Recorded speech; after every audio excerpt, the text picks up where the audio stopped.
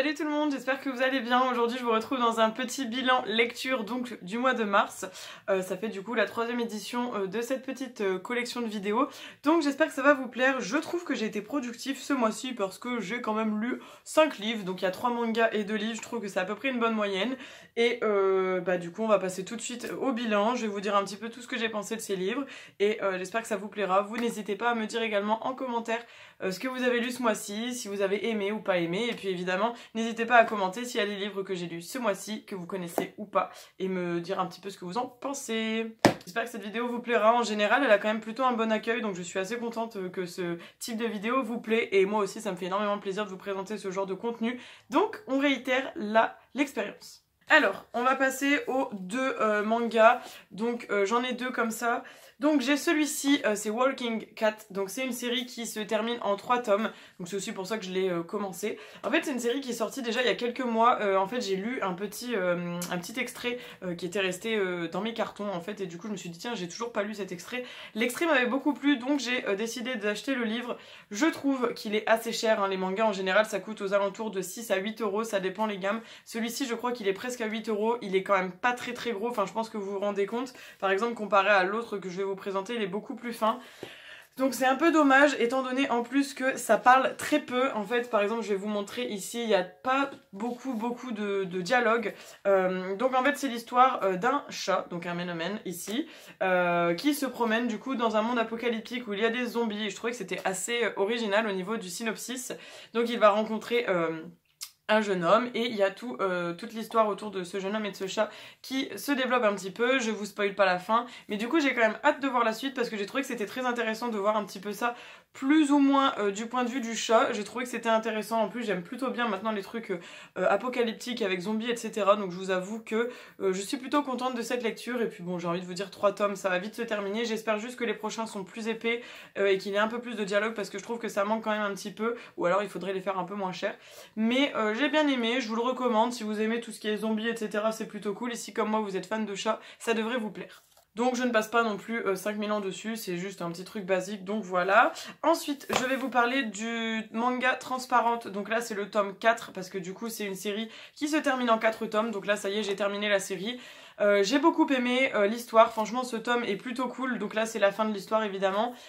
Pour vous parler du synopsis de ce manga, c'est une jeune fille qui peut se rendre transparente par le biais de ses émotions plus ou moins, et en fait elle va tuer son père. Donc voilà en gros l'histoire. Je vous spoil pas la suite, mais c'est vraiment intéressant, j'aime bien un petit peu tout ce qui tourne comme ça autour des trucs un peu policiers, et puis je trouve que le fait que la jeune fille pouvait se transformer, enfin pas se transformer mais qu'elle pouvait se rendre transparente, je trouvais que c'était assez intéressant comme idée.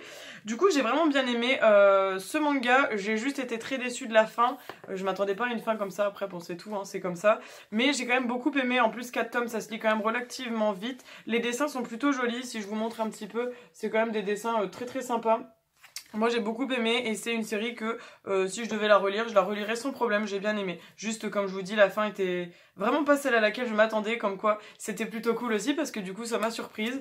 Mais j'ai beaucoup aimé ce manga et voilà, j'ai rien d'autre à dire de plus. Ça a été édité par Kurokawa, je connais pas trop, je suis très habituée plutôt à Kiyun en général, c'est une maison d'édition qui me plaît énormément. Généralement j'ai beaucoup de mangas de cette édition là, mais là c'était plutôt cool, donc ça je vous recommande, c'était très sympathique et ça se lit très bien.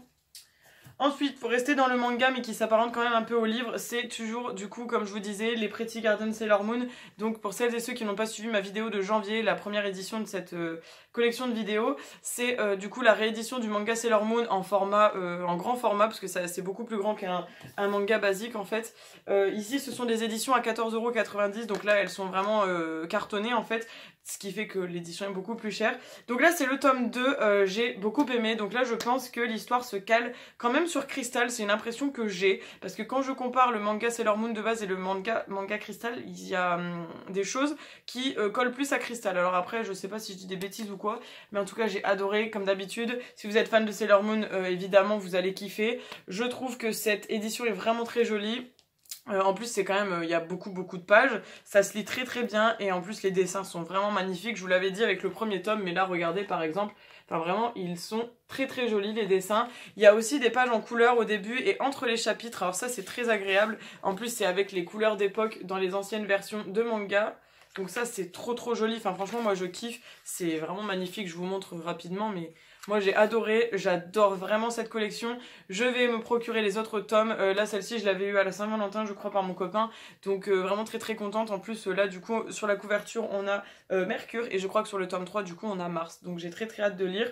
Et évidemment si jamais vous aimez Sailor Moon je peux que vous recommander, ça a été édité par Pika Édition, il me semble que c'est toujours eux qui éditent Sailor Moon, je voudrais pas me tromper.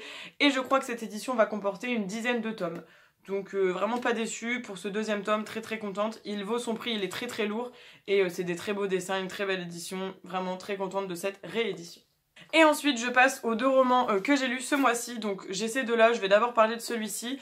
Donc c'est les Calendar Girls que je vous parle du coup depuis le début où j'ai commencé la saga, parce que j'ai commencé la saga un peu avec vous du coup. Donc j'avais présenté janvier et février au mois de janvier, j'avais présenté mars au mois de février, et maintenant je vous présente avril au mois de mars. Je l'ai lu très rapidement, j'ai bien aimé ce petit roman. Encore une fois, il se lit très vite, hein. C'est un roman qui a 150 pages, donc ça se lit clairement très simplement. Les écritures sont toujours aussi simples et fluides, très grosses, etc. Enfin, franchement, rien à redire sur ça. J'aime toujours autant l'écriture de Audrey Carlan, qui est du coup l'auteur de ces romans. J'ai moins aimé ce tome, du coup c'est assez rigolo parce que je trouve que j'ai l'impression d'aimer un tome sur 2. En fait j'avais beaucoup aimé janvier, février un peu moins, mars j'avais adoré, et là avril un peu moins. C'est toujours aussi cool, mais j'avoue que l'homme chez qui se rend Mia, c'est ça m'a un peu moins intéressé. C'était toujours aussi cool, mais c'est vrai que ça m'a moins intéressée, mais néanmoins j'aime toujours suivre la vie de Mia, et c'est vrai qu'il y a toujours quand même des petits clins d'œil aux autres tomes, et ça je trouve que c'est super cool. Comme toujours j'aime beaucoup la saga, je vais continuer parce que comme je vous ai dit j'ai déjà acheté tous les tomes, donc je vais continuer de les lire, et j'ai très hâte de voir la suite du coup de ces petits romans. Mais en tout cas si vous avez envie de lire un truc qui se lit vraiment très rapidement, très simplement, qui est pas prise de tête, je vous les recommande beaucoup. C'est de la new romance, donc bon il y a quand même des petits passages un peu érotiques etc, mais ça reste quand même assez simple, donc c'est pas du tout je pense pas que c'est du niveau de 50 Shades of Grey en fait. Donc voilà, ça comme toujours je peux que vous les recommander. J'ai beaucoup aimé, je trouve que cette idée de couverture qui change à chaque fois au niveau des couleurs, je trouve que c'est très intéressant, et voilà. J'ai rien à vous dire de plus parce qu'en général ça me plaît, donc voilà. Après c'est vrai que ça fait un peu l'ascenseur émotionnel au niveau des tomes, mais je pense que c'est un peu comme ça pour tout. En général il y a des tomes qu'on préfère plus ou moins pour des raisons différentes, donc voilà. N'hésitez pas vous à me dire si jamais vous avez lu la saga, ce que vous aviez pensé du mois d'avril. Donc là elle va chez Mason Murphy, voilà, je spoile pas, mais en gros si jamais les personnes qui ont lu vont savoir déjà de qui je parle. Et du coup, dernier livre dont je dois vous parler aujourd'hui, c'est ce livre-là. Donc là, c'est un peu plus de la littérature contemporaine. Donc ça a été écrit par Maëlys de Kerangal, donc c'est Réparer les vivants. Je crois qu'il est assez récent ce livre. Attendez, je vais vous dire. Il date de 2000 quelque chose, attendez. 2014. Impression en 2014. C'est ça, novembre 2014. Donc il est pas si vieux que ça, il a 7 ans. Donc c'est pas un vieux livre, celui-ci je l'avais trouvé à Cash Converters à 2,99, mais je crois qu'il est un peu plus cher, il doit coûter dans les 10-15 €.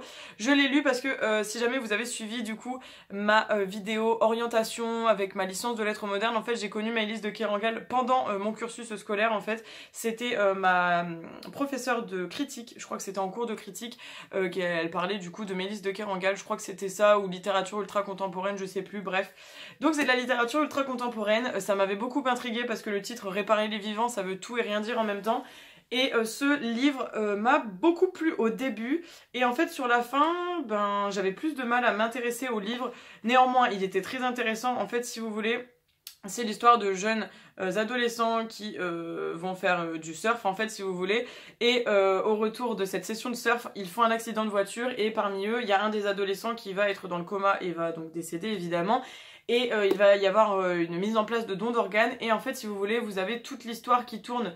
En fait ça fait quand même plutôt des flashbacks, et en même temps on revient au présent etc. Donc ça nous perd un petit peu je trouve en tant que lecteur, mais j'ai quand même bien aimé l'histoire parce que on apprend toute l'histoire de Simon, parce que du coup le jeune garçon qui meurt s'appelle Simon, et on apprend un petit peu toute sa vie avant du coup son décès, et ensuite on a tout le suivi au niveau des organes, vers qui ils vont aller etc. Et on se rend compte que ça va même jusqu'au don du cœur, et je trouve que c'est plutôt intéressant parce qu'on a toute l'histoire du coup de ce don d'organes, et il y a quand même pas mal de réflexions là-dessus, donc c'est plutôt cool. d'où le titre Réparer les vivants, du fait qu'il y a don d'organes et que du coup ça sauve des vies.